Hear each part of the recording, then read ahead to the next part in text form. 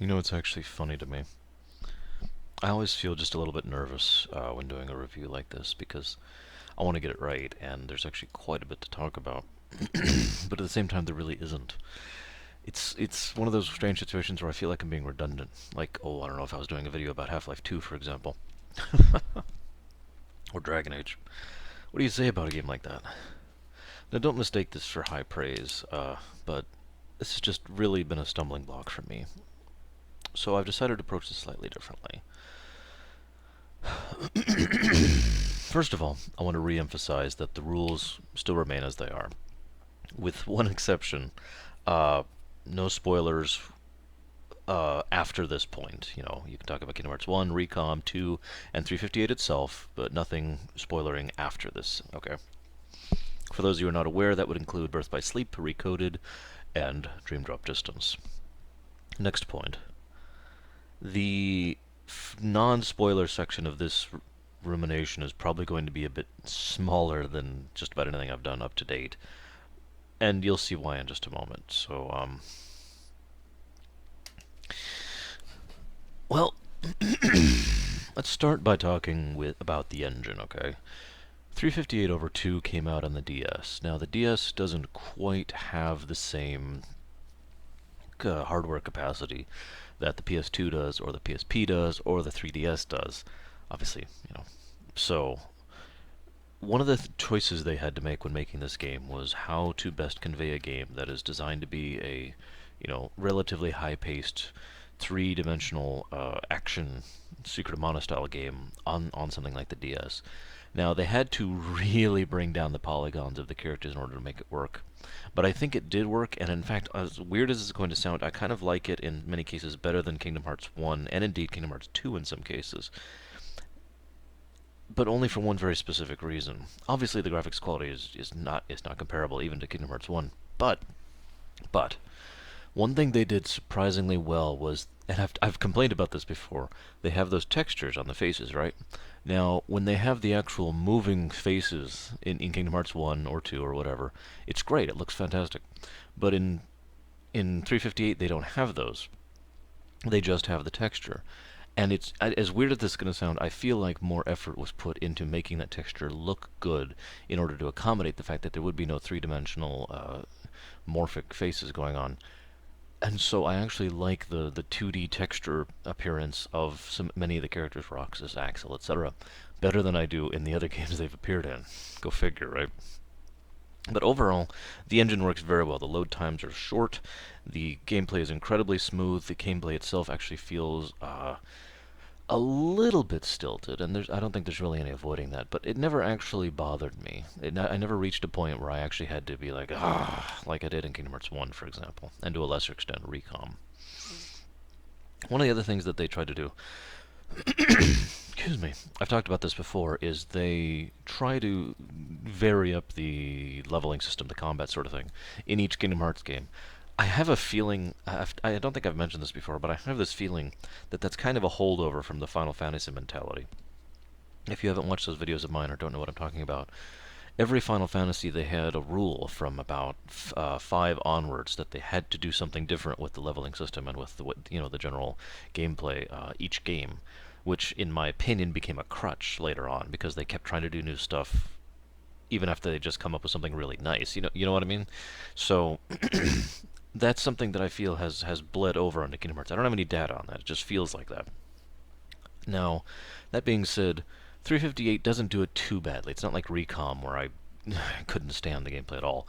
The actual combat itself is pretty much copy-paste your standard Kingdom Hearts thing, but one thing they did very differently is the leveling system. You get, for lack of a better way to explain it, Tetris blocks, okay? I really do not know how to describe this in words, but you have what is effectively a big old grid here, and you have so many spaces on this grid, and you could plop down these Tetris pieces, and that's your stats, that's your level. And as you level up, all that really happens is you get more spaces on the grid to fling puzzle pieces down, right? Now, I'm actually pretty good at that kind of spatial puzzle sort of thing. So I was pretty. I actually liked that. I really liked, min-maxing myself and putting this here and that here and figuring out the different combinations I could use and that kind of thing. Because there's also combination blocks. Like for example, you have a single square here that's like this, and this is it'll have empty spaces to the right and down. And if you put anything in those spaces, it'll upgrade the level of the magic, for example. So you put that down, then you put a fire over here, but then you put another fire and another fire, and so you've got it all the way up to the Firaga, or whatever. You see where I'm going with this? It's an interesting system, but I do have to, in the interest of honesty and fairness, mention that I know several people who really didn't like it. Because again, you kind of have to have that spatial puzzle mentality in order to really get the most out of it. Otherwise, you're basically being penalized for the fact that you have to do a little puzzle in order to set up your stats and whatnot. One other thing I do have to mention, this is the first time I've mentioned this, and will probably be the only time I mention this throughout the series. I want to give you guys a bit of advice if you haven't played this game, because we're still in the non-spoiler territory, so it's possible there's still some of you out there who haven't played this game. If you ever play 358 over 2, focus on magic, not melee. I've talked before, most especially in Kingdom Hearts 2, about how you could specialize heavily into magic and it could work. Not really so much in Kingdom Hearts 1, but in Kingdom Hearts 2 you really could do that. You could be a full-on mage, and then later on, mix the two with the master suit and, all that fun stuff. But in 358, I strongly recommend you focus on magic. Meleeing does so little damage and has so less effect and is so much more difficult to get hits on many of the enemies. I actually put the game down several times because I was getting so frustrated with the combat, because it's my natural inclination in a game like that to be melee heavy, Secret of Mana, again, right? But when I finally decided to start trying fire, like I said specifically, I just did it for one mission, and I had just plain old fire. Nothing else, just... And I just destroyed the mission. It was such a night and day difference for me. Pretty much using solely magic instead of melee, and melee only to, finish people off or whatever. When I ran out of spells, that I immediately switched my entire puzzle piece, just completely wiped the board and changed it all over to full on, tons of Firaga, tons of Kiraga, and just, and all of a sudden the game was fun again. I don't know if that was just me, but it's one of those things that's so obvious that I cannot help but feel it was very deliberate, because I've never seen that in another Kingdom Hearts game. Now, granted, I haven't actually finished Dream Drop Distance yet, but, I just wanted to mention that because it was such a variance, such a difference between the regular series. Now, there's one other thing I want to talk about here before I move on, because I'm basically done talking about the gameplay. It's adequate, it's fun. Use magic. How do I put this? I have a term called Gaiden games. Now I know the literal definition of Gaiden, and I'm pretty sure that that is technically inaccurate, even though it could be inferred to be correct. I admittedly use a lot of phrases like that because my language and my vocabulary is very strange. Yeah. But what I refer to as a Gaiden game is when you have your main series here, and then you have a Gaiden game over here, and this may or may not have something to do with the plot arc of this series, assuming the series has a plot arc. But this game is features a separate protagonist, features a separate story arc, whatnot. And in my opinion, excuse me, in my opinion, as a writer and as a story developer, whatever you want to call that, if you're going to do something like that, there are several ways to do it correctly. 3 ways specifically. Number 1 is to make it something completely different and unrelated that nevertheless services the setting, that fleshes out the setting and helps make you understand the world or the galaxy or whatever better, right? I'm not going to go into too much detail on that one, but it's pretty obvious. The second one is to have it be something alternate, to be like a view. In comics, they have these things called Elseworlds. I don't remember if that's the DC or the Marvel term, because they both use different terms, but whatever. Where it's like, here's what would this story has nothing to do with standard continuity, and we change one thing or we change 3 things or whatever, and here's the story that results as that. Superman All-Stars, for example, was in fact an Elseworlds type story, and one of the best Superman comics ever made, in my opinion. So that's just kind of the kind of thing I'm talking about, right? It's an alternate idea. Like, let's say let's use something you guys are probably familiar with, Final Fantasy, right? Let's say we were going to do a Gaiden game about Final Fantasy VII. Now, In so doing, let's say we want to set it in a setting where Sephiroth never actually got built. It was never made, never came to be, okay? Now you may say, well, that just defeats the whole purpose of the game, but think about that. Genuinely think about this for a moment. Think about what would happen if Jenova was left to continue to show and grow and manipulate without Sephiroth taking control of the proper process in the situation. Think about what would have happened with Avalanche and the main party members if they had never had the interactions in order to, if they'd never had a grander purpose, because they were doomed to failure. We know that. Tifa, Barrett, they were screwed. What would happen with Shinra? Would they continue? Would they ever reach a point where they would finally turn around and realize what they were doing and try to stop it? But interestingly enough, what would happen to several of the main characters, like, say, oh, I don't know, Zack or Cloud, if Sephiroth and that whole thing never existed? If there was no soldier? Or would there be a soldier? You get where I'm going with it. I could keep going for forever. But my point is, that's the second type of guiding game you do. The alternate, the Elseworlds, right? The third type of guiding game is a game where it strictly, and I shouldn't say strictly, it strongly, it very much emphasizes, adds to, builds upon, and it develops the main storyline. Crisis Core. Final Fantasy VII Crisis Core is a beautiful example of what I'm talking about. It fleshes out the characters, it fleshes out the setting, it adds to the story. And here's the important part. Oftentimes the third type of guiding game, when done properly, will be done either during or before an existing game, right? But when done properly, it adds to the games that came after it, chronologically speaking. It adds to them. It makes it so that you understand more fully what's going on and you can appreciate it more. 358 over 2 is a flawless example of this third type. It is a perfectly beautiful guiding game that completely fleshes out the Kingdom Hearts setting, the characters within it, and the main storyline itself. One of the reasons I have such a hard time discussing the story of this game, you know, when I was building this Rumination, putting my notes together and all that stuff, is because it basically, its story of itself is so irrelevant if taken in a vacuum, if you understand what I mean. 358 is it literally builds upon Kingdom Hearts 1, Kingdom Hearts Chain of Memories, Kingdom Hearts 2, Birth by Sleep, and Dream Drop Distance, which wasn't even out at this point in time. 358 over 2 is literally the connecting point for the entire series.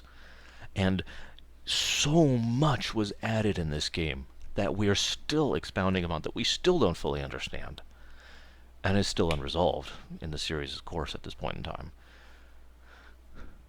If I haven't made it obvious by now, I do strongly recommend you at the very least watch 358. I know it's going to be in Kingdom Hearts... Is it 1? 1.5, I think, has the cutscenes for 358. Yeah, it does, because then 2.5 is going to have the cutscenes from Recoded, and then it's going to have 2 and Birth by Sleep playable. So I strongly recommend you play this game, and I even more strongly recommend you watch this game at the very least. And that's all I can really talk about this game without really getting into spoilers, with one exception. I'm not there yet, so you know, don't have to close your video yet. One of the things that each Kingdom Hearts game has done has had a... I hesitate to use the word theme, because it's more like a stylistic choice in its approach towards the setting. Kingdom Hearts 1's was darkness. Kingdom Hearts Recom was memory. Kingdom Hearts 2's was nothingness. 358's is the individual. No game in... each game in the Kingdom Hearts series has had a strong character focus, another leftover from the Final Fantasy series, back when it was good. But 358 takes that and just cranks it up. 358 is all about the people. Every individual you meet and talk with and interact with, you learn more about them, and you learn more about the person they're interacting with. And those interactions help you to understand the people involved in this series much more. Nowhere is this more... the moment you turn on this game, you understand exactly what you're getting into, because the moment you turn on this game, you see, you know, the intro video, and it's just going down the list of the organization members. It is so obvious from that intro as the music plays that this is exactly what this game is going to be about. These individuals These people, if you could call some of these people, people. There is one other thing. I don't want to talk about this too much now. There's a section I'm leaving for the end of the video, but there's one other thing that you could mention that is sort of a theme of 358, and that is perception. This is something that was touched on in Kingdom Hearts 2. I'm pretty sure I mentioned that, especially with regards to the Timeless River. The perception of the individual, not the player, not us, but the individual, the characters in question, is morphic. It's not static. They don't just see light and it enters their brains and they interpret it, but there's literal magical or mystical or whatever you call it, perception going on. They see things literally differently. 358 touches on that rather significantly, and not just with the obvious character, the Shion. Now, this is now your warning. Spoilers. I thought about getting like a billboard or something and just writing spoilers, and that way I could just hold it up to the video, and then you know this is now the point, because of the sign, literally, that I am now going into spoiler territory. Spoilers. And then I'd put it down, you know. Let's go ahead and start talking about the members of the organization. Now, when I was originally going to do this, I was just going to go down the list, but then I realized that anybody watching this would probably lynch me if I talked about Axel so late in the list. So, rather than doing that, we're going to go ahead. I'm pulling up a list just to make sure I don't forget anybody. Lord knows I've done that before with other games. I don't want to do that again. Oops. No. There we go. That'll do. So, let's go ahead and talk about Axel and Roxas right off the bat. Let's start strong, okay? Roxas is interesting because Roxas was created in the middle of Kingdom Hearts 1 during the Hollow Bastion incident. For those of you not fully familiar with the situation, what happened was Sora willingly, and this is important, willingly loosed his heart from himself, creating Roxas and allowing his heart to be consumed by darkness. Now here's the part where things get weird. There's two interesting things that happen right off the bat. We'll cover the obvious one first. The obvious thing is that very shortly thereafter, within a matter of minutes at best, the Sora of Sora's Heartless. Too many S's. Sora's Heartless then goes down and interacts with Kairi, and Kairi acts as, for lack of a better word, a bridge between his heart and his memory, his mentality, his existence. And so Sora is recreated from Kairi's heart and his own heart, which is what the Heartless basically is, you know, the heart manifested, right? But normally when that happens, the nobody, I should say normally, we didn't actually know this yet, but what happens is that the Heartless and the nobody should recombine and create the original being again. But that's not actually what happened, because he wasn't actually recombined. He was rebuilt based off of the pieces of him that were in Kairi. I know it gets a little convoluted, but I'd say this is the beginning of the pieces of Sora and his connection to Aaron, but actually that's not true, but we're not going to talk about Birth by Sleep right now. Point being, within the production order of the series, this is the first time that really happened, and so as a result, Sora is now intrinsically tied to Kairi and vice versa, but also Roxas, who kept existing despite his unusual creation, the fact that he actually shouldn't. I'm not even talking about the normal way a nobody shouldn't exist. I'm talking about the fact that his original being was still walking around while he was. Now, it has been argued that Roxas is a special case with regards to how he is. I'll talk about that a little bit more in a moment, but I just want to mention that I personally don't think that's true. It's just my opinion. I don't have anything to back it up. But within the Imperium, for example, that's how it is. And I'll talk about that more in a minute. Let's get to the other event. Second thing that happens is Roxas is there in Twilight Town, and almost immediately Xemnas is there. Now, this is fascinating for many reasons. We know, based on the other games in the series, and indeed this one especially really highlights the fact that the Dark Corridor and the usage thereof is not, in 2 you could be... In Kingdom Hearts 2, you could be forgiven for thinking that they could use it pretty much as a cover-all plot point, just smear some quantum over it or whatever, because they always seem to be there at the right place and the right time. But we've seen throughout the rest of the series, and if you think about it in 2, that's not the case. What is actually happening is they're just using it intelligently, carefully, calculatingly, making sure that they can... It's a tool, And they use it very carefully and very properly. Why do I bring this up? Because Xemnas knew Roxas was there almost immediately. And there's only a couple ways that could have happened. In my opinion, it is most likely that Xemnas was paying very careful attention to Sora, given his eventual plans with regards to, building the artificial Kingdom Hearts.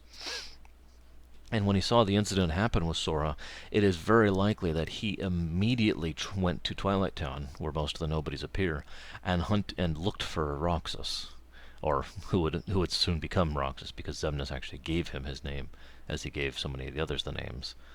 Not all of them, by the way. We know for a fact that Xigbar, for example, named Merlugia. But anyways, moving on. So I find that interesting because it shows the kind of... we don't really know a lot about Xemnas from him being on screen so much as we know from his actions and what he's done. And it shows the calculating mind underneath there, the scientist, if you will, and it shows the individual who very much is driven for his goals and is willing to do basically whatever's necessary. And it shows how much of an interest he had at that point in time within the Keyblade Bearer, for many reasons. Both his own and, well, we don't want to talk about that. Now, all I've talked about is Roxas' creation, but I wanted to mention the other thing. Okay, so I said I'd get to it.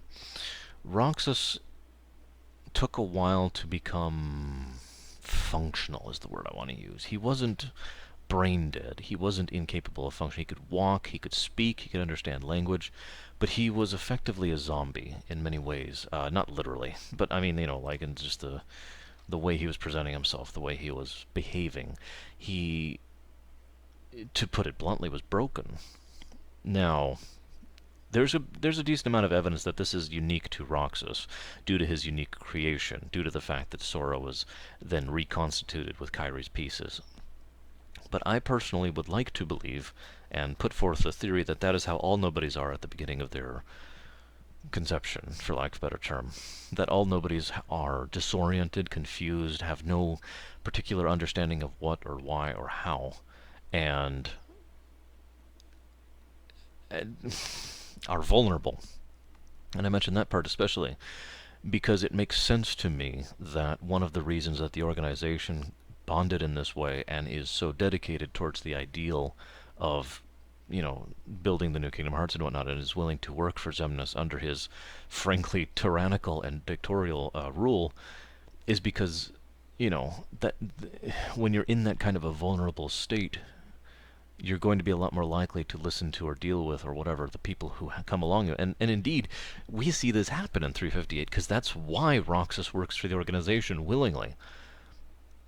At no point did it probably even occur to him until, it took him a while. It took him until like day 300 or something like that. It was quite a ways for Roxas to finally have had enough of this, because it was so ingrained in him to work with these people and to just do this job and just live with it, because that was the life he knew, because that was the life that was there for him when he was in his developing stages. You follow where I'm going with this?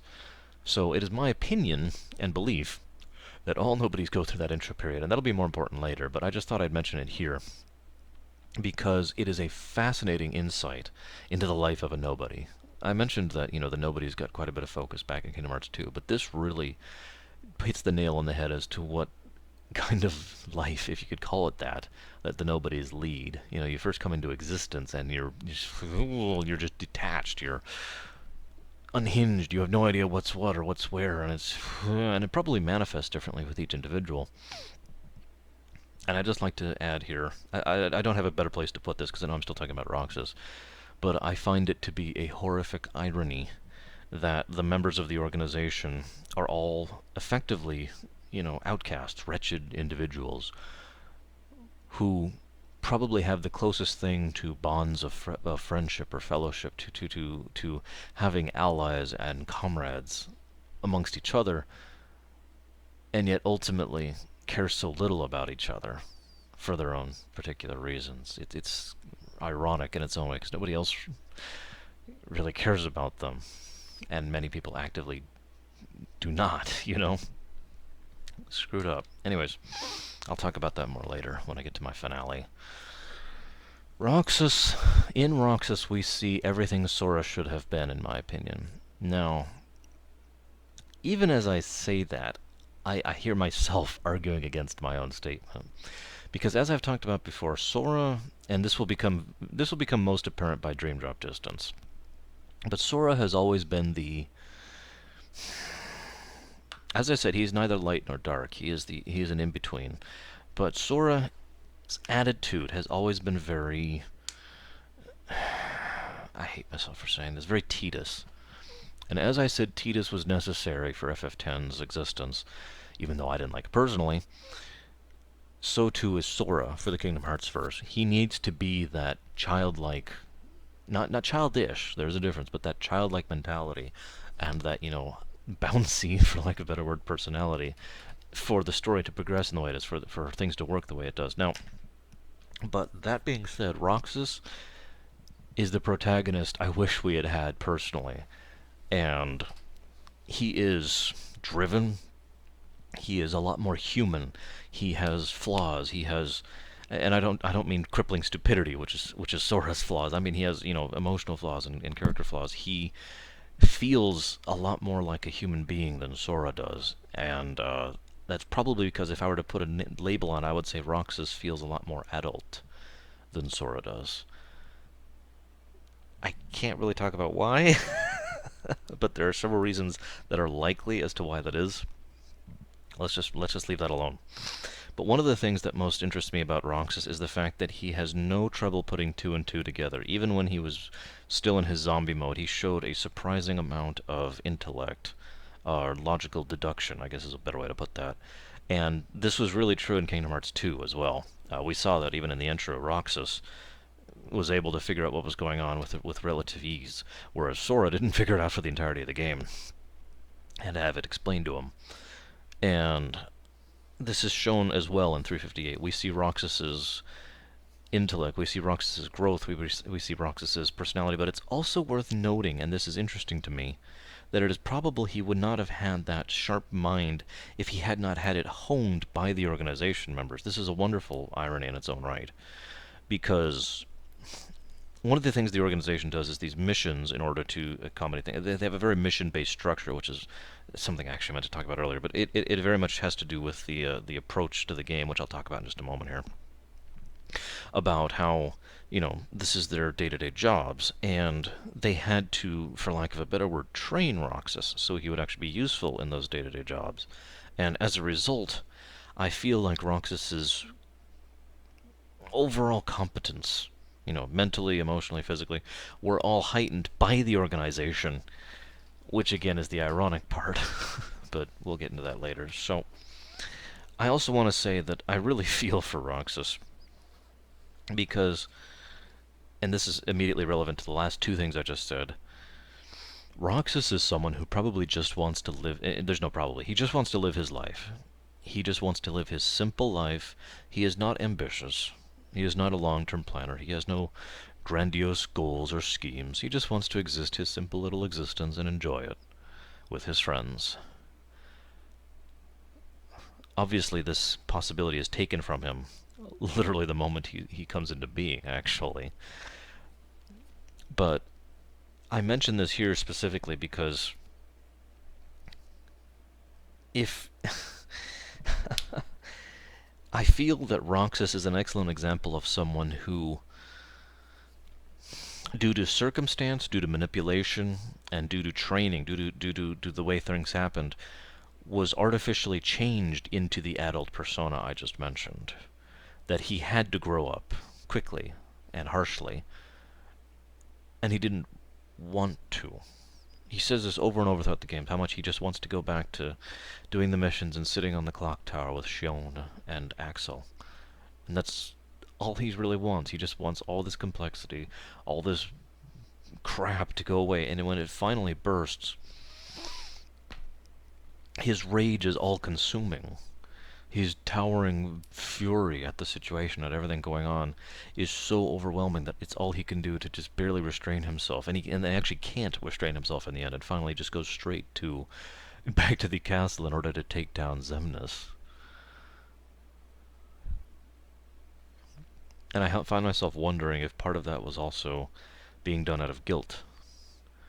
When Roxas was going back towards the end, when he encounters Riku, if maybe the reason that Roxas was doing on what it was so obviously a suicidal plan to attack the organization's stronghold with no backing, with no nothing, was because he himself felt like, after all he had done, not just for all the worlds he'd contacted and interacted with and made worse, and he knew that now, but for all he'd done to Shion and all he'd done to Axel, he felt like he didn't deserve to exist anymore.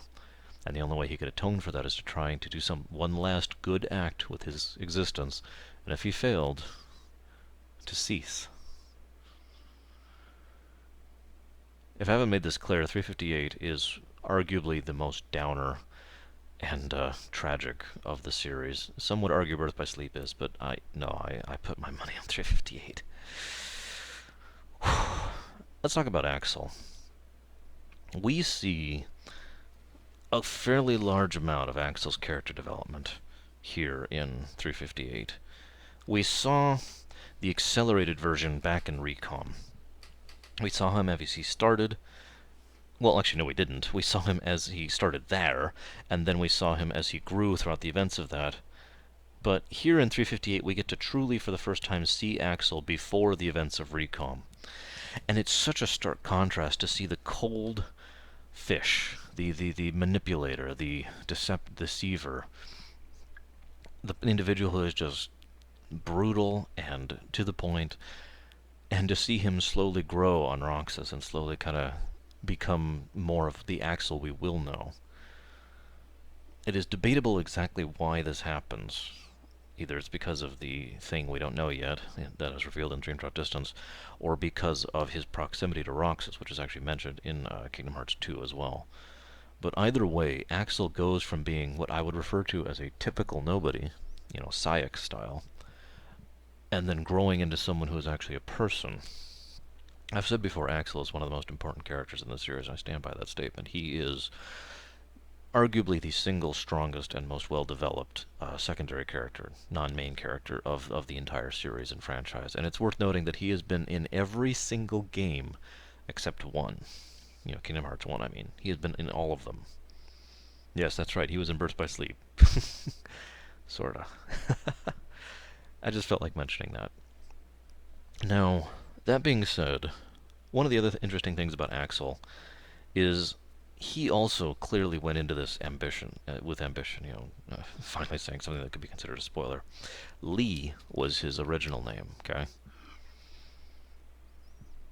Which is kind of funny. A lot of us were theory crafting as to what Sayek's and Axel's original names were, because both of their names are so ill-suited to you move the X and you have 3 letters left. What do you do with that? Issa is Sayek's name, by the way. But Lee and Issa were both very good friends when they were younger. Best friends, one might say. And based on what we hear, it is very obvious that both of them deliberately lost their hearts and became the nobodies in order to infiltrate the organization and take it over. We don't know a lot of details about the hows and the whys and what was going through their heads when they actually did that. What we do know is that the moment they joined, things got a little weird. Axel was still, by the time of Recom's beginning, which is, several days into 358, the plan was still in full effect. Axel assassinated a fairly large amount of organization members within Castle Oblivion. Obviously, he did so under orders, and he did so to accommodate like 3 or 4 different ends, but one of those ends was to make it so that Sayek would basically take over the job of administrator. He would effectively become the number 2 of the organization. But by the end of Recom, at which point Axel's heart, for lack of a better term, has started to emerge and he started to show his personality again, you can tell his heart just isn't in this anymore, and it makes me wonder exactly what happened to convince him and Issa to do this in the first place, and why they had this whole goal. If I were actually asked to put money on it, I would probably say that actually wasn't the goal to begin with. It is far more likely that those 2 kids were experimenting and ended up either deliberately or semi-deliberately becoming the nobodies, and as soon as the organization was made aware to them, because by this point Xemnas already existed, their next step, for lack of a better term, was to try and infiltrate it and, or not, I shouldn't say try to infiltrate because they were recruited into it, but try to advance their own position within it. Now, I could theorycraft about this all day long, so forgive me, but let's just move on for the moment. One of the other interesting things about Axel is we see in him someone who has the heart-wrenching experience of losing a friend twice throughout this game, throughout 358. Is his little log where he talks about Issa, or rather Syx, is so appropriate as it mentions that I'm not the one that changed, you are. Even though it's actually rather likely that both of them did as a result of these experiences, as one is wont to when one's heart is ripped out. Kalima! Sorry. That being said, Axel lost his friend Issa. It's pretty obvious based on the way Syx doesn't change throughout the course of the game. He really doesn't. He stays the same relative character throughout the whole game, and that's actually a good thing, and I'll talk about that when I get to him. But, that Axel basically lost his friend Issa the moment he became Syx. Similarly, he finds a new friend in Roxas, grows close to him, grows to like him for whatever reason. And then he starts to get alright with Shion. I'll never forget the scene, I talked about perception earlier, where Shion, asks if Roxas and Axel, I'm going to say a lot of X words today, are friends. And he says yes, and Shion asks, are we friends too? And she asks it in that way where you can tell she doesn't actually 100% know what the words mean, but she's asking if there is still that connection there. And Axel's response is, well, yeah, sure, because he doesn't quite get the significance. And then when he looks at Shion again, he actually sees her face for the first time. He actually sees a person there instead of the doll, the puppet. I'll talk about that more later. But I mention this because from that point on, the three's friendship grew. And the three of them really started to care about each other. And Axel, poor Axel, not only does he lose Shion because he knows what's going on, because Axel is actually very smart. I'd say he is the second smartest member of the organization, second only to Zigbar. I'll get to him later. But he knows what's going on with Shion and the plans and the manipulations involved there, but he also knows what's going on with Roxas. And he knows that the organization has already decided that only one of them can continue to exist because they only need one of them, and so they're going to try to force the issue. So he's literally forced into a situation where he is guaranteed to lose one of his friends. Now some of you ask, well, why doesn't he just go against the organization? Well, several reasons I think are pertinent here. Obviously he does when Kingdom Hearts 2 comes around. He finally goes ahead and goes rogue and acts against the organization. But it is worth noting he does not do so until the organization's strength is much reduced, with many of its heavy hitters gone, and the only big names remaining being Zigbar and Syx, and Xemnas himself, of course. Further, it is also worth noting that Xemnas threatens Axel with the one thing that he would hate most. And of course he does. Xemnas. I didn't mention Xemnas as the smartest member because Xemnas, I don't want to talk about too much right now, but he has a certain type of intellect, which is probably better described as cunning, and as weird as this is going to sound, wisdom. He knew exactly what to say to get Axel to cow, because he has the power, and this is demonstrated more than once, that he can turn a sentient, living, functional nobody, what I call an unknown, into a normal, plain old nobody, like a Dusk. And he threatens Axel with that. The one thing that he knew would make Axel do that, because there is nothing that Axel would fear more, having grown so much as an individual up to that point. If he threatened Syx with that, it is debatable if it would have had any effect at all. But threaten Axel, the person who has grown, who has developed his own heart, has developed his own feelings, emotions, etc., far more likely to have an impact, and indeed it did. On top of that, there's also something that a lot of people tend to forget. In fiction, if someone does not immediately stand up against tyranny, most often this is done to demonstrate that they are a coward. The problem with that is most people tend to forget that in real life, that kind of thing's hard to do. And when I'm talking about tyranny, I'm not even talking about cartoony examples. I'm not talking about extremes or radicals where it's so obvious that A, B, or C is evil. Just walking up to your boss and saying, I think you're doing this wrong, takes a degree of courage and guts in order to do. Especially because you know how badly things could go for you if, they don't take well to your message. I mention this because I think this is also very strongly tied into Axel's character growth. Forgive me for kind of quoting Bleach here, of all things, but I feel like Axel's character would not have developed nearly as much if he had not lived in fear as much as he did. If he did not have to have that constant fear of reprisal from the organization, of the loss of his friends, of the individuals who aren't... He was in the serpent's nest, and he knew it. That's the important part. He knew he was surrounded by enemies. And he knew that there was basically nothing he could do to stop them. I hate to say it so bluntly, but if Axel decided to actually fight Xemnas, Xemnas would win. There's really no question on that. So I think that is why Axel didn't take action for so long, because he was afraid, because he was a very real person who understood the consequences of such action, because he did not want to lose the individual that he had become. It is also very much implied, and I know I'm skipping into Xemnas territory again here, that Xemnas' power over the nobodies is close to absolute. Now what I mean that is obviously he can't just mind control everyone. He's not, the Lich King with his total absolute control over every member of the Scourge simultaneously. But what I mean by that is that he can turn any nobody back into a dusk, right? And he can do it pretty much at will. He threatened to do it on the spot to Axel. And this is mentioned elsewise too. Why is that relevant? Because that means by guarantee that anyone aware of that could not go and fight Xemnas directly. The only one who was unaware of that fact was Roxas, as I mentioned earlier, who was going to go fight him directly. I think that most powerfully the reason why Xion asked Riku to stop Roxas was because she knew he was literally guaranteed to fail because of that fact.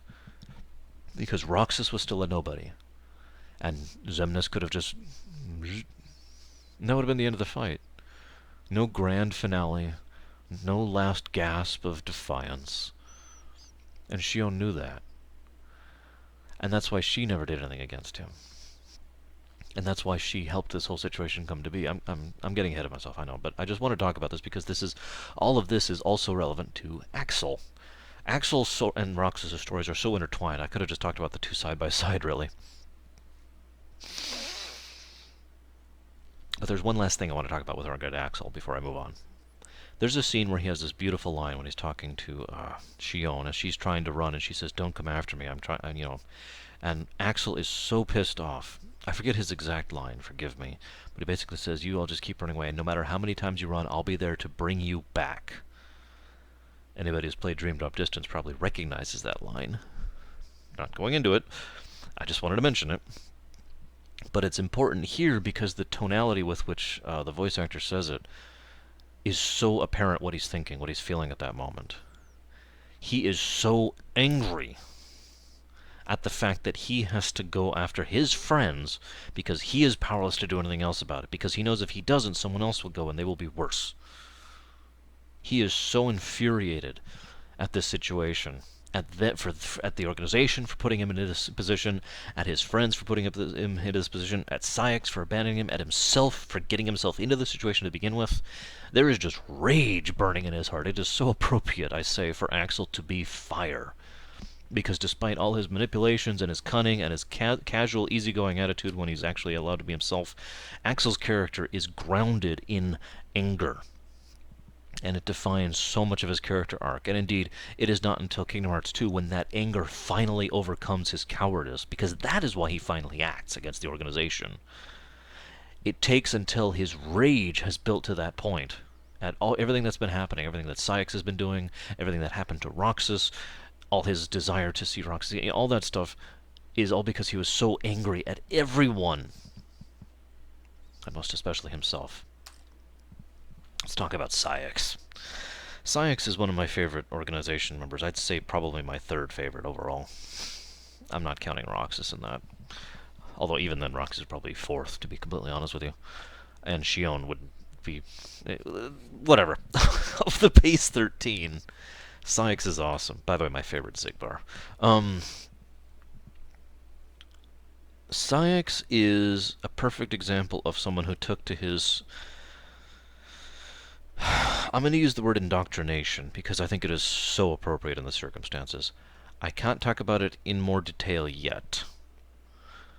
That's all I'm going to say about that. But based on the way that they treat new organization members, it is so apparent that their own developments were shaped by not only that indoctrination, but how they then interacted one with another.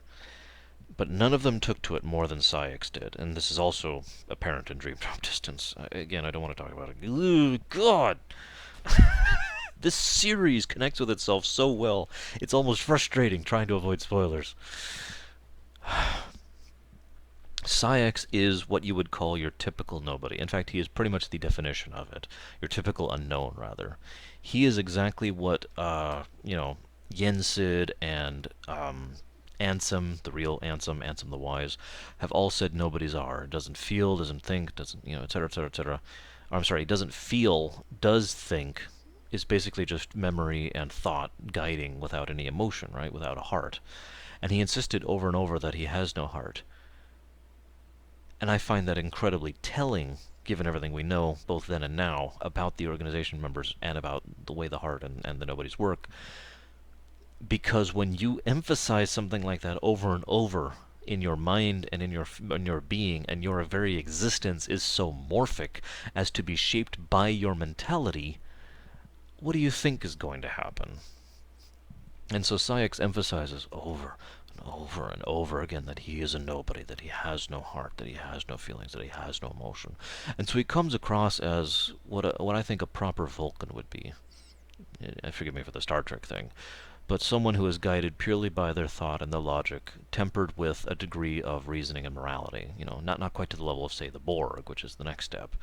But he is all about the goals and the actions needed to make them happen. Let's get in charge, let's move to this point. Somewhere along the line, it becomes very obvious that Syx basically just kind of gave up on his goal of taking over.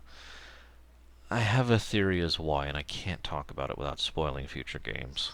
But anybody who has played Dream Drop Distance can probably guess at what that theory is and why Syx gave up his ambitions.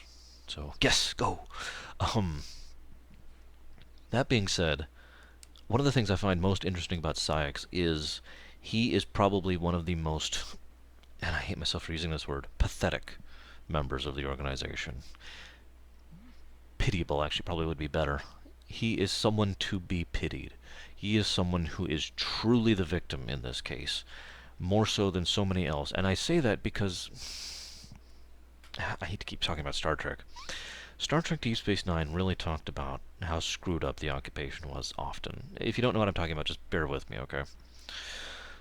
But what was really tragic about that, at least to me personally, was that on the one side you have the victims of the Bajorans, on the other side you have the tyranny and the leaders and the horrible, horrible people of the Cardassian Union. But the part that really bothers me is the people in the middle, who are the ordinary Cardassians doing their job. When you have a horrific organization like the Cardassian Union committing atrocities like they were doing against the Bajorans, what you see in the middle are people who basically end up being one of three things. They try to help those people as best as they can, fail, and suffer for the consequences. You have people who are turned into tyrants and dictators and evil men because they grow to accept and tolerate the horrible acts they have to accomplish. Or you have people like our individual in Duet, I can't remember his real name, the guy who was posing as the goal. People who are driven mad by the horrible acts that they have to assist people who have to bury their heads in pillows because they can't withstand the screams anymore. And they are just as powerless to do anything about it as their victims are. That is wrong. And Sayx, of all people, is that type of person, in my opinion. He is someone who is just as much as a victim as his victims are. He is just as much manipulated and wounded, torn down, and whoever Issa once was is probably gone forever. Even what we know since then. Because Sayx was changed, ruined, and destroyed by having to be this implement. And I guarantee you Xemnas never saw him as anything more than a tool. Just like the Cardassian Union never saw people like our friend and Duet as anything more than a tool. So I have a great deal of empathy for Sayx, as weird as that sounds, and a great deal of pity for him. And I've said before that whenever I play Kingdom Hearts, you'll see this when I do my Kingdom Hearts 2 stream, I can't help but apologize to the nobodies as I extinguish their existence. Nowhere do I ever feel that more than Sayx, as he dies, leaning up against a wall, unable to comprehend, and desperately begging, "Where is my heart?" I'll talk about that moment more when I do the stream, but suffice it to say that from what we learn in Dream Drop Distance, that moment's even more poignant than we already thought. Let's move on to Xigbar. I keep saying Xigbar is my favorite nobody, my favorite organization member. And so is Braig, since I consider the two one and the same at this point. And the truth of the matter is, part of it is because he does something that I consider truly intelligent people to do. I think I mentioned this before back in Kingdom Hearts 2.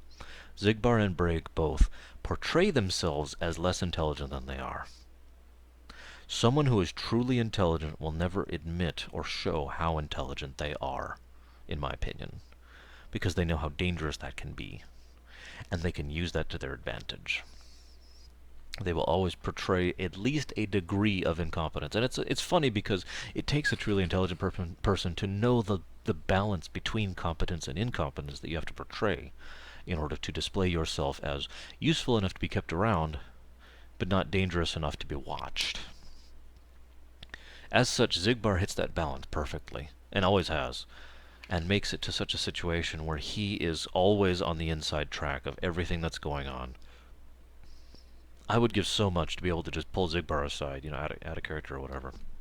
Or if I were jumped into the universe and just pull him aside and ask him about everything. But because I guarantee you, Xigbar knows more about everything that's been happening than any other character in the entire series. I'm not kidding when I say that. And I'm not discounting Yensid, Ansem the Wise, you-know-who. No. Xigbar knows more about everything that's going on. And he demonstrates this throughout this game as well. He is so on top of things. He's also someone who hints strongly at Birth by Sleep with it throughout this game. I don't really have much to add to that. I just felt like pointing it out. Because, yeah. But Xigbar is, without question, the single most competent member of the organization. And I use that word specifically because competence is that unusual blend of skill and intellect applied. That's the important part. There's a difference between being smart and knowing how to use it. And then, of course, and then using it frequently. Every time Xigbar's out on a mission, what he does and how he does it is so, from an outside perspective, from a third-person perspective, what we the players have, it's so obvious that he is planning, that he is manipulating, that he is conniving, that he is changing the circumstances to whatever it is he sees as benefit. And we don't even know what his plans are, even now. I don't mind spoiling that. That's not even a spoiler, because there is no spoiler there. Even to this day, we don't actually know what Xigbar's real plans are, and I'm very much looking forward to finding it out. But he, even in the individual missions you do with him, the way he will just dance circles around Roxas with his verbal wordplay. And every now and again, and he just portrays this casual surfer dude attitude. They picked the perfect voice actor for him in the English. I don't know what he sounds like in other languages, forgive me. But in English, they picked this casual surfer dude accent guy. Yeah, what's going on, man? As if, which again perfectly accents the character, because you're not going to take that kind of person seriously, are you? Of course you're not. If I were to compare him to a character from anime, I would compare him to Jin from Bleach. And I'm not going to say anything more about that, but any of you out there who get what I'm talking about probably would agree with me. Or at least I would hope you would agree with me. Feel free to contradict me on this matter. Furthermore, Xigbar, though, all I've been doing is talking about his presentation. One other thing I find absolutely fascinating about Xigbar is he never at any moment stops thinking about and putting things together. Forgive me for not giving individual examples, but even when you see him in the middle in the recreation room, just kind of chilling, he is still talking about, well, this and that and that. Who is it of the organization members that immediately puts together the fact that Shion and Roxas feel for each other? Who is it of the organization members that understands that Axel is now going to cleave to Roxas more than Sayax? Who is it of the organization members that knows exactly why things went down the way they went down back in Oblivion Castle? You see where I'm going with this? He's omnipresent, but even in an out-of-character perspective, they portray Xigbar so well that unless you think about it, he's just part of the background. He's just another enemy. And I love that. And that's what I love about the character. He is an intelligent villain. I've talked about this concept before. An intelligent villain wins. That's why, as a writer, you have to make flaws in villains, because otherwise they win. I would like to believe that Xigbar is not actually a villain, that he is simply a severe pragmatist. But that's just me being an idealist. It is far more likely that Xigbar has a long game going on, and we'll see what it is in the future, hopefully. It is also possible they will completely drop the ball on this because, Square Enix has been just circling the drain for so long at this point, I'm not even sure they exist anymore. Square Enix's nobody is circling the drain now. They're heartless. Anyways. God, that would be an interesting thing, wouldn't it? Let's move on. Unfortunately, I don't have much else to add to Xigbar, except for the fact that one of the things I love most about him is that this is going to sound so weird, but when I mentioned earlier about the lack of empathy between organization members, other than the obvious examples of the trio, Xigbar is probably the one real exception to that. Even Demix talks so casually and so disinterestedly about how his comrades were murdered. It's worse than murder. They were cessated, as I like to put it. They ceased to exist. Xigbar is the only organization member that shows any level of empathy or sympathy other than the trio. Think about that for a moment. And think about what that might mean. Let's move on. So, okay, now I'm going to pull up the list, because I've gone over my biggies. I guess I could talk about... I'm sorry, I need a drink. My throat's still not... I actually have a lesion right now, and so I'm kind of... I swished with the Novocaine just before this. But I was tired of putting off this video. I really wanted to get it out there. I have no idea how long this is going to be either. I anticipated this was going to be my second shortest of the videos. I guess we'll find out. Let's talk about Xemnas. Xemnas, unfortunately, I can't talk about anything I want to because it either has to do with Birth by Sleep or Dream Drop Distance. But I am going to talk about two things with regards to Xemnas. As I said, he has that wisdom thing going on. He knows how to... He is not sharply intelligent so much as he knows how to apply what he does know, and he does it like that. In every instance, he does it like that. He is so on top of things, it's almost scary.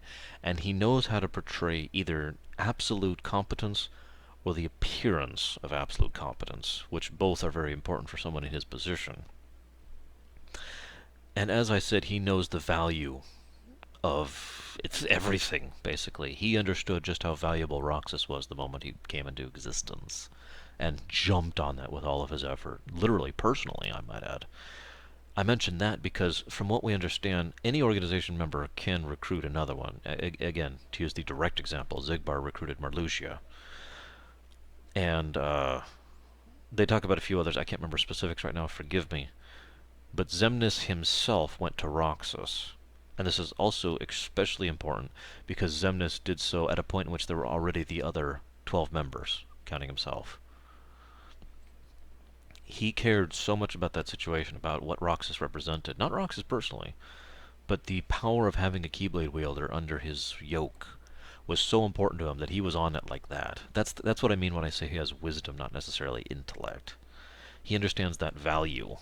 He does this again when it comes to intentionally dispatching Axel to Castle Oblivion, no doubt knowing his situation and what he was after, at least to some extent or another, and probably just not caring, because Xemnas knew he would turn out on top for it, because Xemnas knew, again, as we've proven, that Marluxia and Larxene were plotting against him.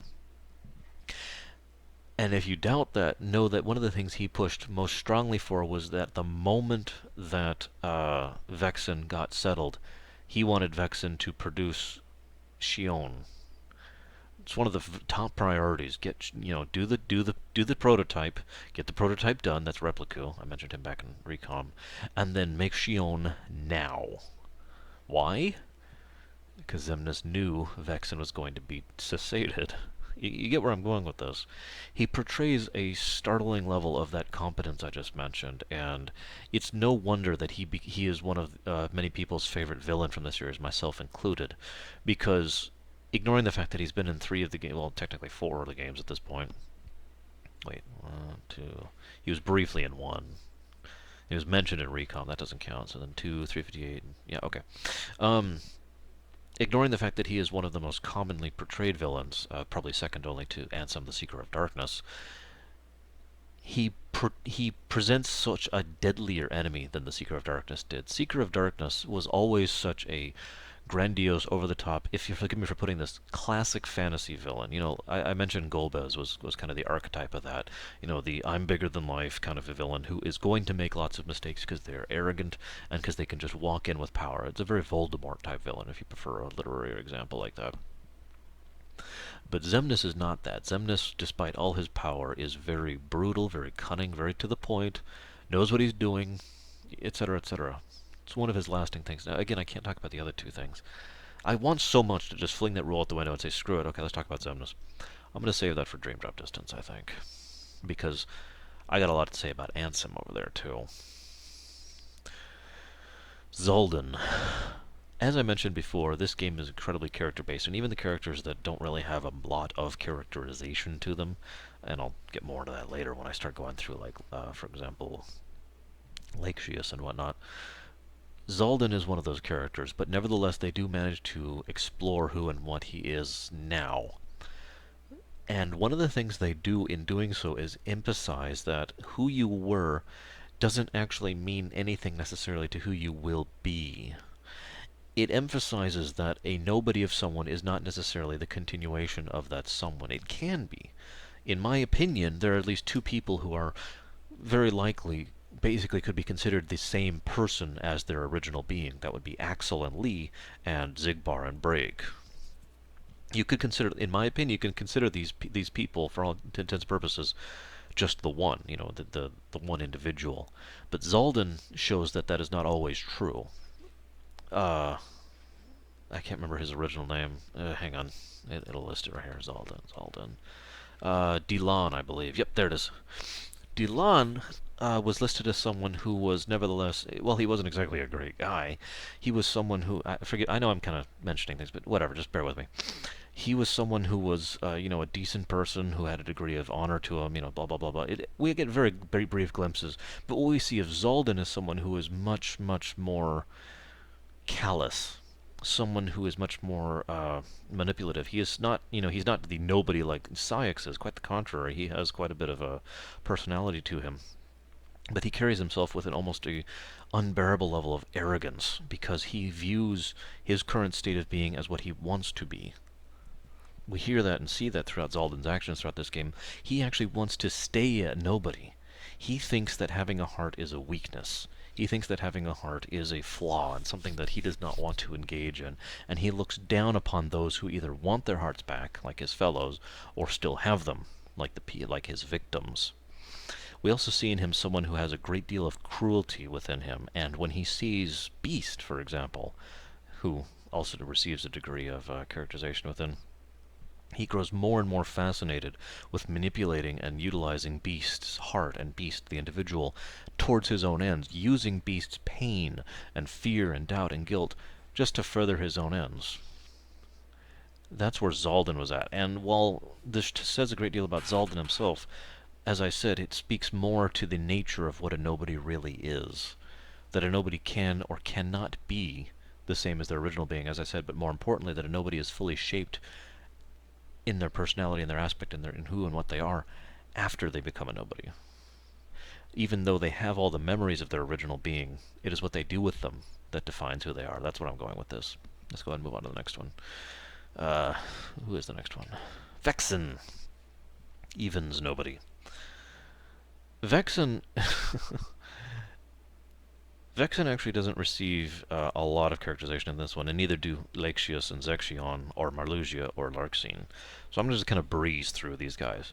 But it is worth noting that every person on that list I just mentioned, all the recom nobodies, do actually receive a bit of additional expounding on their characters within this game.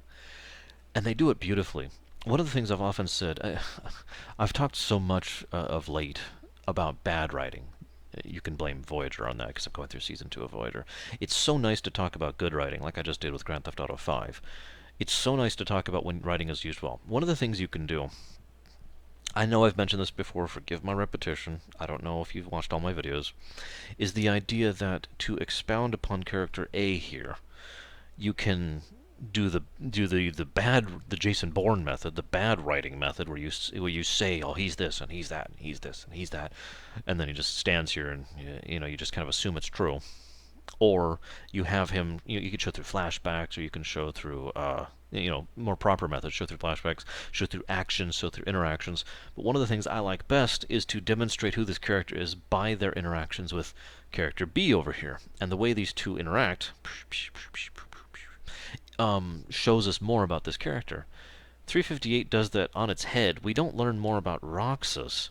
We learn more about these organization members as they interact with Roxas when Roxas isn't a character yet, because all of these interactions occur when Roxas is still formulating his being, when he is still the brain-dead zombie thing I mentioned earlier. So Vexen is a great example of this. In him we see someone who is of course arrogant and of course pompous, but we do actually see that he is very sharply intelligent.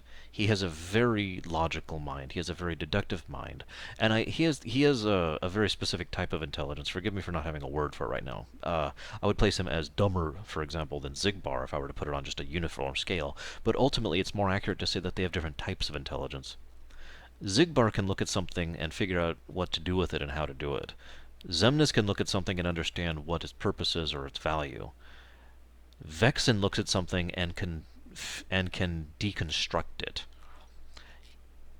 That's one of the reasons Vexen is the scientist. One of the reasons he's the one who creates the replicants, or whatever they call them. The Replicu and Shion. He's the reason he's the one who does all the studies on the heart and the nobodies and the Keyblade, for example. And so much data was weaned from him and his studies. And it is worth noting that Xemnas allowed Vexen to die despite those studies. Now, there's several reasons you could say why that happened, but it is my opinion that it is because Vexen's intellect is so specialized in its usefulness that once he had accomplished these ends, there was no point in letting Vexen continue to exist, because at that point he's just a drain on your resources. But there's one other interesting thing I want to talk about Vexen before I move on. Vexen has that type of arrogance where he believes he's superior to you, but rather than rubbing your nose in it constantly and just moving on, he'll rub your nose in it and try to better you for it. It's a very specific type of arrogance, and that I actually don't see that often in fiction, where they genuinely feel like it is their purpose to better you because they are better than you. You know what I'm talking about? And I just think that's interesting that they bothered to add that extra little layer to Vexen, and he shows this throughout 358 and to a lesser extent in Recon, but mostly in 358. Let's go ahead and move on to Laxius. Laxius is interesting. The what do they call him? A silent giant. It's not going to mention it here. Silent Hero, that's actually his title, my bad. Now, he receives, as appropriate of his title, the least characterization of all, but at the same time, they do a great deal with the tiny amount they show. With Laxius, we see someone who is obviously torn and distraught over all the actions the organization has taken. Even up to that point, we haven't even gotten to the really bad stuff yet.